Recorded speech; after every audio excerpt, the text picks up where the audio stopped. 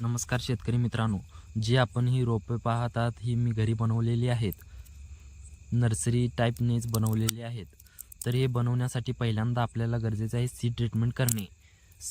त्याच्यावरती आपण जर्मिनेटर व 22 टन याच्याने सीड ट्रीटमेंट केलेली आहे. सीड ट्रीटमेंट झाल्यानंतर आपल्याला प्रोट्रे पाहिजे असतो. तो प्रोट्रे आणून त्याच्यात कोकोपीट भरून घेतलेले आहे. त्या कोकोपीट हलक्या हाताने भरून घेतलेला आहे. तर त्या कोकोपीट भरल्यानंतर त्याच्यामध्ये आपल्याला होल मारणे गरजेचे असते.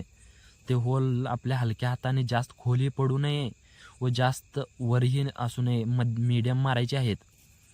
हे होल मारून झाल्यानंतर आपल्याला त्याच्यामध्ये जे सीड ट्रीटमेंट केलेले बियाणे असतात ते प्रत्येक होलामध्ये एक एक टाकायचे आहेत.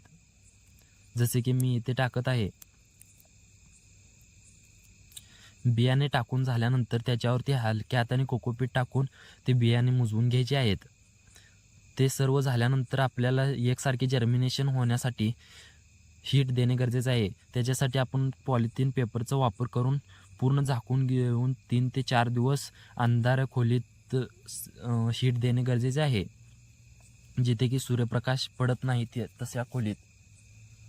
ते झाल्यानंतर आपण ते प्रोट्रे उचलून आपल्या छोट्याशा नर्सरीमध्ये आणणार आहोत.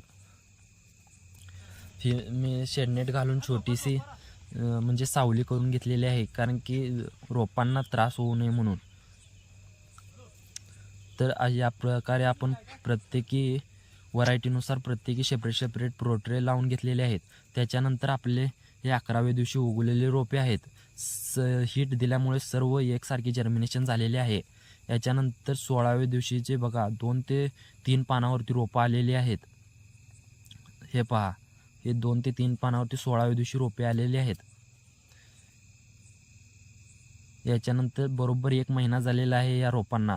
तर आपल्या शेतामध्ये लावण्यासाठी सज्ज झालेले आहेत.